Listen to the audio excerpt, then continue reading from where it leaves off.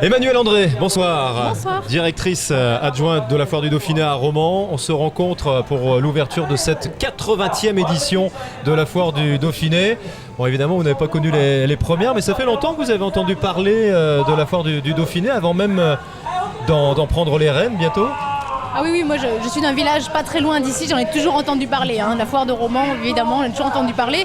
Alors quand j'ai su qu'il y avait une place qui pouvait se libérer, vous pensez bien que j'ai sauté sur l'occasion. Alors ça regroupe vos passions, c'est-à-dire l'organisation, bien sûr, l'événementiel. Et quel événement? Le spectacle aussi, tout ça? Oui, voilà, exactement. La première passion, c'est le contact humain. C'est pour ça que j'aime l'événementiel. Et ensuite, avec un côté commercial, parce que j'ai envie aussi que mon territoire se développe. Et puis faire plaisir aux gens avec leurs artistes, ou des artistes de manière générale, c'est vraiment parfait. Alors la mission, quand on organise un tel événement, c'est de réunir à la fois effectivement le côté festif, mais aussi commercial. Et c'est ça le plus dur peut-être. Voilà, le plus compliqué, vous avez raison, c'est de convaincre les exposants que la foire va leur apporter quelque chose en communication et en vente, et par le biais du nombre de visiteurs. Et donc, pour faire venir le nombre de visiteurs, on mise sur les animations et l'ambiance festive. Et ça aide aussi l'exposant à passer de très bons moments lui aussi. Bon, en général, ils ont le sourire, les exposants. Vous confirmez plus de 100 exposants en attente chaque année à peu près? Oui, et puis cette année, on bat encore des records. On a plus de 130 et encore ce matin, des gens qui appellent pour savoir s'il y a de la place. Qui veulent venir. Oui. Et ils peuvent pas. C'est incroyable ça. Hein, quel succès en tout cas.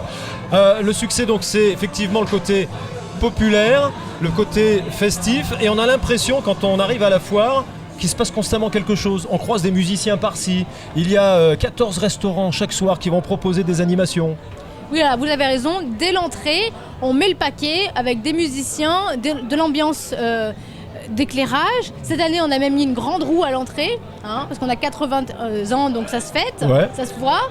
Et ensuite, tout le long des allées, on continue à décorer, éclairer et jouer de la musique. Est-ce qu'il y aura une touche Emmanuelle André dans les prochaines années? Ça serait laquelle? J'ai pas encore réfléchi vraiment s'il y aura une touche.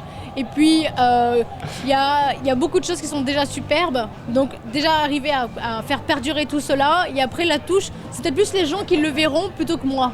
Voilà.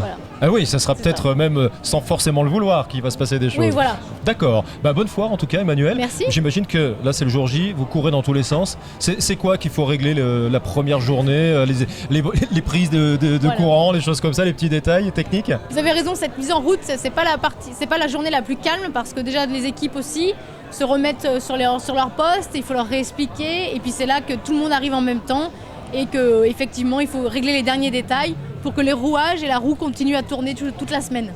Les stars, les vedettes que vous attendez, c'est pas forcément ce qu'il y a plus dur à gérer, ça? Et maintenant, on a la chance de travailler avec des agents qui nous les proposent, qui sont très professionnels et qui nous amènent des artistes qui sont déjà bien briefés sur ce qu'on va leur demander et qui savent déjà à quoi s'attendre et qui sont même plutôt ravis de venir et qui vont jouer le jeu à fond. Merci Emmanuelle. C'est moi. À très bientôt, bonne foire 2016. Merci, à très bientôt.